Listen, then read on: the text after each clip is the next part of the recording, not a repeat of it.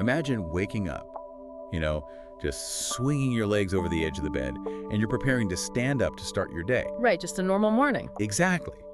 But the second your feet hit the floor and you shift your weight, there's just this sudden, like blindingly sharp pain in your lower back. It just catches you. Oh, yeah. It completely takes your breath away. You're just frozen there. Yeah. And, I mean, what is your very first move in that exact moment?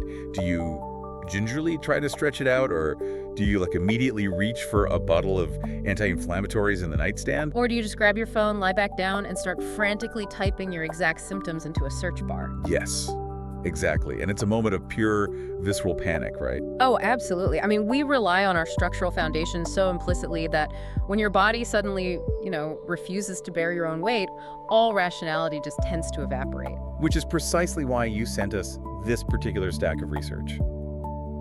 For this deep dive, we are unpacking the incredibly detailed clinical articles and specialist video breakdowns you provided on the architecture of chronic pain management. Yeah, there's a lot of really fascinating data in there. There is.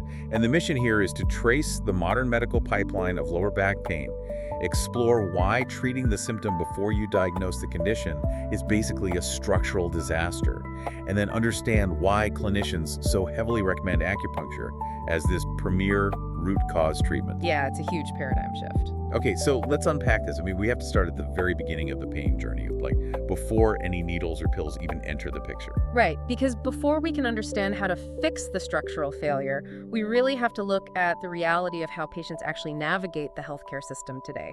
The clinical guidelines you're looking at, they outline a very specific, idealized pipeline that medical professionals desperately want you to follow. Step one being the primary care provider, right? The PCP. Correct. The PCP is basically the gatekeeper. They do the initial physical evaluation to rule out, red flag conditions like infections or severe neurological deficits. Okay, makes sense. And if the pain is severe and persistent and conservative at-home care just isn't working, the critical next step is advanced imaging, specifically an MRI.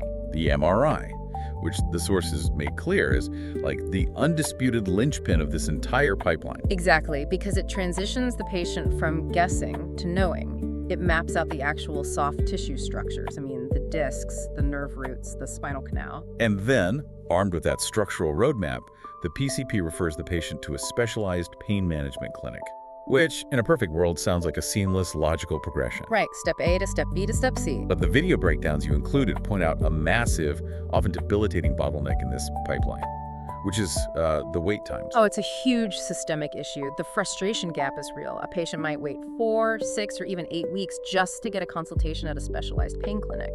And if you are living in chronic daily pain, I mean, where you can't even tie your shoes without wincing, your sleep is entirely derailed, your mood is plummeting, a 6-week wait might as well be a decade. It's agonizing. You are exhausted and you're desperate. Which triggers what I like to call the Dr. Google bypass. Oh, yes. We see this all the time. People just decide they can't wait for the PCP or the MRI. They jump on social media, they find some chiropractor on YouTube, and they attempt to diagnose their own spinal mechanics. And look, if we connect this to the bigger picture, the psychological drive behind that instinct is completely understandable. You just want the suffering to stop. Of course, anyone would. But the clinical literature highlights why the self-diagnosis trap is the single most dangerous mistake a patient can make. The fundamental truth that gets lost in desperation is that pain itself is not a diagnosis. Right. Pain is merely a symptom. That's such a good point. People treat the phrase lower back pain as if it were a disease. Like, oh, I caught a case of lower back pain, like catching the flu. Exactly. But the origins of that symptom are staggeringly diverse. Is the pain discogenic? Meaning, is it originating from a degenerating spinal disc? Right, or is it something else? Or is it facet joint arthropathy, where the small stabilizing joints are inflamed? Or spinal stenosis, where the actual canal housing the spinal cord is narrowing and literally choking the central nerves. Wow. It could be muscular, it could be referred pain from a hip issue.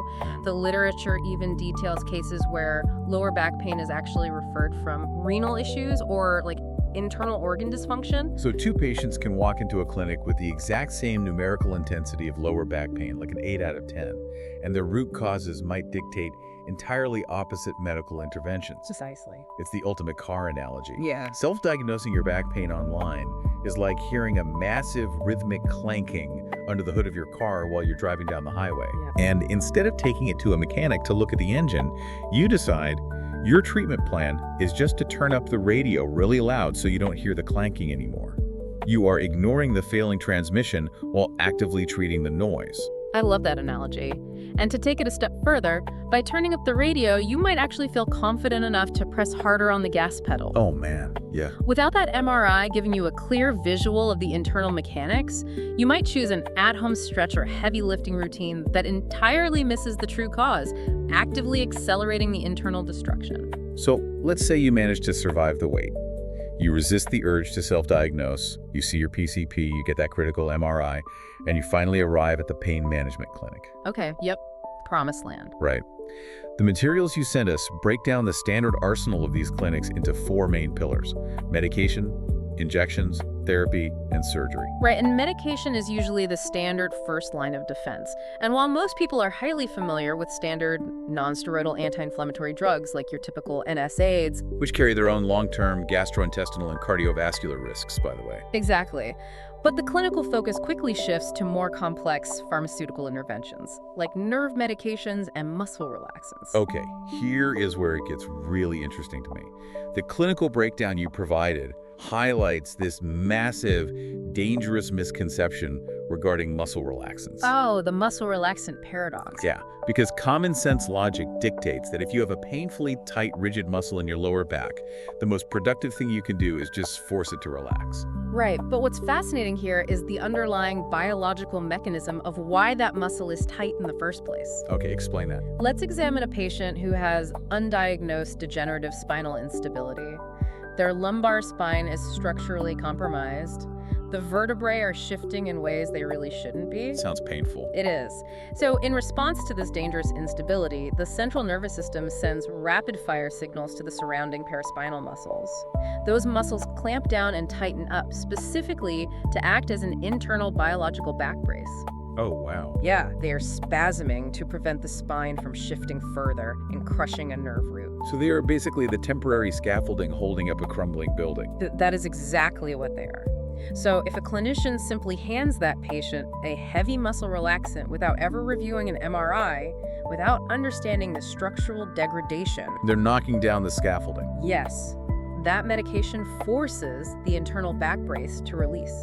You are artificially stripping away the body's natural compensatory support system. That is wild. The muscle pain might temporarily vanish, but you have just dangerously destabilized the patient's spine. You think you're fixing the problem, but you're actually inviting a catastrophic injury. Exactly. Which brings us to the second pillar of the pain clinic, which is injections. Because if the pills are just removing the scaffolding, patients usually escalate to needles. Right.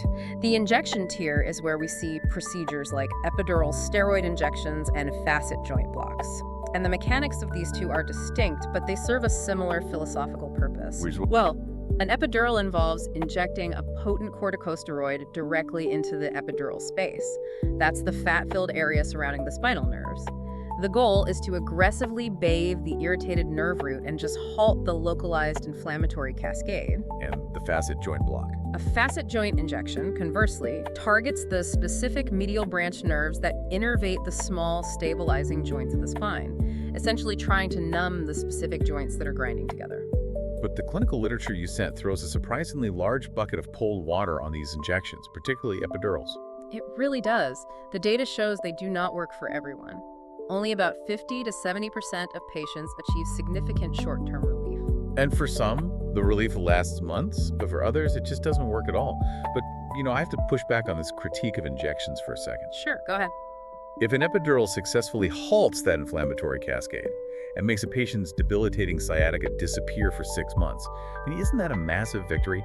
Isn't turning off the pain the entire point of going to the clinic? Well, this raises an incredibly important question because it forces us to confront the inherent danger of treating the pain without healing the structure. Okay. When an epidural is highly effective, the pain signal is entirely interrupted. The patient feels cured.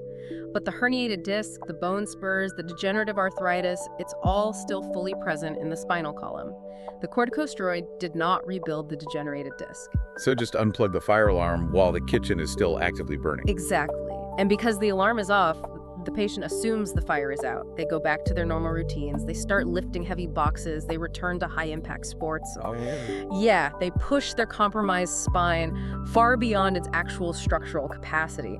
They are unknowingly placing immense, grinding mechanical stress on a spinal column that is still fundamentally broken. They're just grinding down the gears without the sensory feedback to know when to stop. Right. And when that injected steroid eventually metabolizes and wears off, say 3 months later, the pain returns with an absolute vengeance. Because they made it worse. Exactly. It's often significantly worse because the patient spent a quarter of a year enthusiastically compounding the structural damage. That makes total sense. So the remaining 2 clinic pillars are therapy and surgery. Right, so therapy, which includes targeted physical therapy or spinal manipulation, can be highly effective. But the theme remains consistent here too. It is dangerous without a proper MRI diagnosis. Because you're flying blind. Exactly. If a patient's pain is rooted in severe nerve compression, applying aggressive, blind spinal manipulation might actually push a bulging disc further into the spinal canal, exacerbating the neurological deficit. Yikes. And surgery. Surgery is the final pillar. It involves invasive structural alterations like spinal fusions or disc replacements. While surgery can be miraculous for the right candidate, it introduces heavy risks. Like what? Things like adjacent segment degeneration, where artificially fusing one segment of the spine places catastrophic mechanical stress on the vertebrae directly above and below the fusion. So, if artificially masking the pain with pills and epidurals can trick us into causing further structural damage, it brings up a fascinating physiological parallel from the video sources you shared. Oh, you mean the built-in masking system? Yes. It turns out our own bodies have a built-in epidural system that can be just as deceptive. We need to talk about the mechanics of nerve-related pain and silent damage. The sports illusion is a perfect encapsulation of this biological phenomenon. Right, the video source paints a really vivid scenario. Yeah. So you're out playing an intense, high-impact sport, maybe squash or tennis. You are pivoting, doing hard stops, swinging with full force. And you feel incredible, not a single twinge of pain. Exactly. You finish the match, drive home, and an hour later, you are suddenly crippled by a sharp electric pain shooting down the back of your leg. Yeah. And you're left wondering, how is it structurally possible to feel completely fine on the court, only to be in pure agony an hour later? This comes down to the neurochemistry of intense physical exertion. When you are engaged in high-intensity activity, your body perceives a state of high stress. To ensure survival and continued mobility, the central nervous system floods your system with beta endorphins. These are potent endogenous opioids. Our natural painkillers. Right. At the synaptic level, these endorphins bind to opioid receptors in the brain and spinal cord, inhibiting the release of pain transmitters like substance P. They literally hyperpolarize the neurons, so the pain signal cannot jump the synaptic gap to reach your conscious awareness. So your own brain is administering like a localized anesthetic drip just to keep you in the game. But the biomechanical cost is steep. Without a proper warm-up, those sudden violent pivots on the tennis court can severely irritate the sciatic nerve root.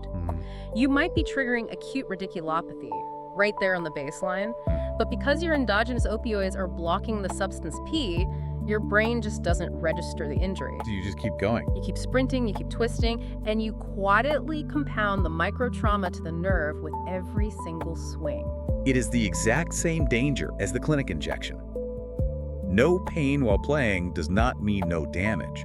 It just means the dashboard warning light has been chemically disabled. And when you get home, your heart rate drops, the beta endorphins metabolize, the synapses open back up, and a massive backlog of structural warning signals floods your conscious brain all at once. Which brings up a vital diagnostic question for anyone navigating this. How do you distinguish between regular muscle fatigue and actual nerve irritation? Right, that's crucial. The sources feature a brilliant interaction to highlight this. A practitioner in the video asks a patient with severe neck pain to turn their head. The patient winces and jokes that their neck just went sightseeing, meaning it jerked into a mechanical position it wasn't designed for. I loved that phrase. But the practitioner immediately skips past the muscle pain and asks a highly specific clinical question. Yeah, they ask, are you experiencing any tingling, burning, or numbness? Yeah. Because this is the clinical differentiator. Somatic pain from a muscle strain usually stays localized. But if your lower back pain or neck pain is accompanied by electric shooting sensations or numbness radiating down your arms into your fingers or down your legs. That's the nerve. Exactly, you are dealing with radiculopathy. A nerve root is being actively compressed or chemically irritated. And as we discussed with the therapy pillar, if you don't recognize that neurological symptom and you just assume it's a tight muscle, aggressively massaging or cracking that area can inflame the nerve root even further. Which is why, after outlining all these pitfalls, the masking effects of medication, the blind spots of injections, and the dangers of endogenous endorphins, the clinical guidelines you sent consistently point toward a very specific structural root cause approach for long-lasting pain management. And that approach is acupuncture. The sources overwhelmingly recommend integrating a tailored acupuncture protocol once a proper MRI diagnosis is established. They do. But this is where I need you to break down the science for me, because I have to play devil's advocate here. Go for it. We just spent 15 minutes establishing that hiding the pain is a terrible idea that leads to overuse injuries. How is sticking a tiny needle into someone's skin fundamentally different from handing them a muscle relaxant or injecting a steroid? Doesn't acupuncture just trigger those same endorphins to shut the pain off? It is the most common critique of the practice, actually. But when we look at the hemodynamics and the neurobiology outlined in the clinical architecture, acupuncture is operating on an entirely different mechanical level. Okay, so it's not just masking. No, it is not merely an analgesic mask. The insertion of the needle initiates a complex cascade of localized and systemic biological healing mechanisms. Okay, let's get into the mechanics of that. Like, what is actually happening under the skin? First, there's the localized vascular response. When the needle creates a microtrauma in the tissue, it triggers the release of purinergic signaling molecules, specifically adenosine. Adenosine, got it. Right. And adenosine acts as both a local analgesic and a potent vasodilator. It forces the surrounding blood vessels to open up, flooding the damaged hypoxic tissue with fresh oxygen, macrophages, and healing nutrients. Oh, wow. Yeah, so it is physically changing the blood flow to repair the tissue, not just numbing it. So it's actively repairing the engine, not just cutting the wire to the check engine light. Exactly. Furthermore, at the neurological level, it engages the gate control theory of pain. The specific tactile stimulation of the needle sends a rapid, non-painful signal up the thick, myelinated nerve fibers to the dorsal horn of the spinal cord. And what does that do? This rapid signal effectively closes the gate on the slower chronic pain signals traveling up the unmyelinated C fibers. It resets the central nervous system's pain processing pathways, lowering the systemic inflammation that keeps the muscles locked in that dangerous spasm we discussed earlier. And because it's regulating the central nervous system, its applications go far beyond just fixing a lower back spasm. Oh, absolutely. The clinical guidelines outline the top 5 conditions where this biological mechanism is highly effective. Number 1, obviously, is the chronic pain, downregulating central sensitization for osteoarthritis, neck, and back pain. Right. But number 2 is stress and anxiety. Which makes perfect biological sense, By modulating the nervous system, acupuncture helps shift the body out of the sympathetic fight or flight state, which is where chronic pain keeps you trapped, and it activates the parasympathetic rest and digest state. Number 3 on the list is tension headaches and migraines. By improving that local vasodilation and modulating serotonin levels, it reduces neurovascular inflammation. Very effective there. The number 4 is insomnia, helping to regulate melatonin production by calming that overactive sympathetic nervous system. But number 5 is the one that really highlights the depth of this mechanism: nausea and vomiting, specifically for cancer patients undergoing chemotherapy. Yes, and this is where we see the profound interaction with the vagus nerve. By stimulating specific acupoints, like the PC6 point on the inner wrist, the tactile signal travels up the median nerve, directly communicating with the vagus nerve. Which controls nausea. Exactly, which in turn modulates the emetic center in the brainstem. It is a targeted neurological intervention to physically suppress the vomiting reflex without adding more pharmaceuticals to a chemotherapy patient's already heavy metabolic load. It is a phenomenal example of using the body's existing neural highways to restore baseline function. Yeah. And that ties into the ultimate clinical takeaway from your research stack. The goal of this entire pipeline isn't just to make the pain drop to a zero for a few hours. No, not at all. The goal of any effective pain management architecture is the restoration of biological function. It is about improving structural mobility, regaining deep restorative sleep cycles, and allowing the patient to return to daily activities while actively reducing their reliance on systemic medications. Right. It is about fundamentally repairing the biomechanics rather than constantly trying to just mute the body's distress signals. So what does this all mean for you as you look at your own health journey based on these sources? The ideal roadmap is pretty clear. Do not try to bypass the system. Put the search engine away. Seriously, put it away. Start with your primary care provider. Advocate for that MRI so you have a definitive structural diagnosis. And please, do not fall into the trap of assuming a quick fix injection or a muscle relaxant is the finish line. Remember the muscle relaxant paradox. Your body might be fiercely guarding a vulnerable spine. Understand the root mechanics first. Yeah. And once you do, look toward treatments like acupuncture that actively engage your localized blood flow and neurological pathways to heal the structure, rather than just unplugging the dashboard warning lights. And, looking at this entire journey from diagnosis to healing, it leaves us with one final, broader implication to consider. Oh, I like where this is going. Well, we've established that physical pain is not an enemy to be silenced, but rather a vital, highly specific messenger indicating a structural misfire. Right. So if our biology is this sophisticated at using discomfort to warn us that our physical foundation is compromised, what emotional or psychological misfire signals are we currently treating with the equivalent of a mental muscle relaxant? Oh, wow. Right? Are we aggressively masking our psychological dashboard lights with distractions rather than diagnosing the structural root of our mental discomfort? That is a phenomenal paradigm shift. If we accept that physical pain requires curiosity rather than just an anesthetic, we probably owe our psychological pain the exact same diagnostic respect. Absolutely. Thank you for sending us this incredible stack of research and joining us on this deep dive. We hope this empowers you to demand a real diagnosis, listen to the mechanics of your own biology, and fix the engine before the warning light burns out. We'll catch you on the next deep